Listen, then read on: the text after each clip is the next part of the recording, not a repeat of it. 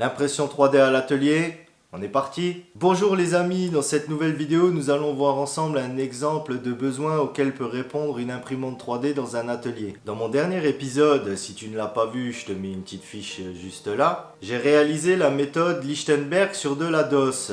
La DOS, c'est quoi? La DOS est une chute de sillage du tronc lorsqu'on le débite en planche. C'est la partie extérieure du tronc dont il ne reste en général principalement que l'écorce. Normalement, on n'utilise pas ce type de bois pour faire nos réalisations parce que c'est une partie du bois qui travaille énormément et de plus, sur certains bois tels que les fruitiers par exemple, les insectes adorent se cacher sous l'écorce et creuser des galeries. Cependant, ici, comme il s'agit seulement d'un objet de décoration, si le bois se déforme un petit peu, c'est pas dérangeant. En général, leur destination, c'est la chaudière pour se chauffer en hiver. Moi, ça m'embêtait un petit peu, donc du coup, j'en ai fait ça. Il me fallait donc un moyen facile et rapide pour pouvoir accrocher tout ça. Et c'est là que l'impression 3D fait son entrée. Deux choses qui étaient importantes pour moi. La première, c'était de pouvoir facilement tracer mes fixations sur le mur. Et la deuxième, forcément, c'est que ça me tienne ce que je veux faire tenir. Donc pour ça, j'ai donc réalisé ces deux pièces. La première que vous voyez ici avec le petit téton là, c'est pour positionner facilement la pièce.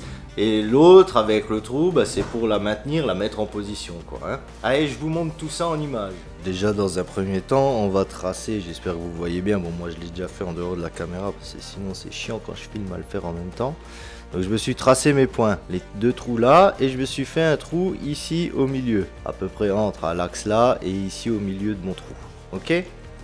Ensuite, je prends une petite mèche de 2. Alors là, je vais galérer.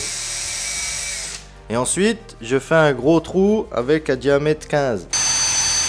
Ce trou-là, il va nous servir à passer la tête de la vis derrière. Et maintenant, une fois qu'on a préparé ça, on va mettre... C'est ça qui m'emmerde. On va le mettre dedans, voilà.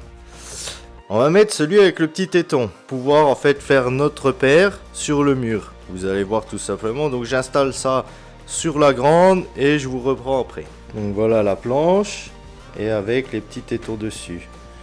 Alors attends, je vais essayer de résumer bien. Voilà, on a l'air pas mal. Et une fois là. Et deux fois ici.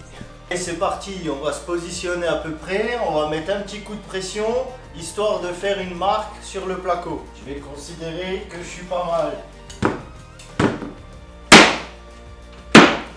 Allez, on est parti. On lui fait un petit trou 5. Un petit trou diamètre 5. Maintenant on le voit bien. Une petite cheville de 5, une vis de 4,25.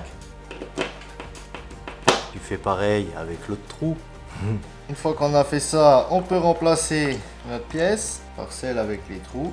On fait pareil de l'autre côté. Le plus chiant maintenant, c'est ça, de tomber dans les trous avec les vis. Ça va être le plus chiant. On va déjà mettre un côté dedans, une fois,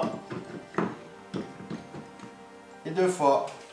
Et voilà les amis, on arrive à la fin de cette vidéo, j'espère que ça vous aura plu. Si c'est le cas, n'hésitez pas à me le faire savoir. Merci d'avoir regardé jusqu'au bout. N'oubliez pas, l'essentiel c'est de faire. Ciao!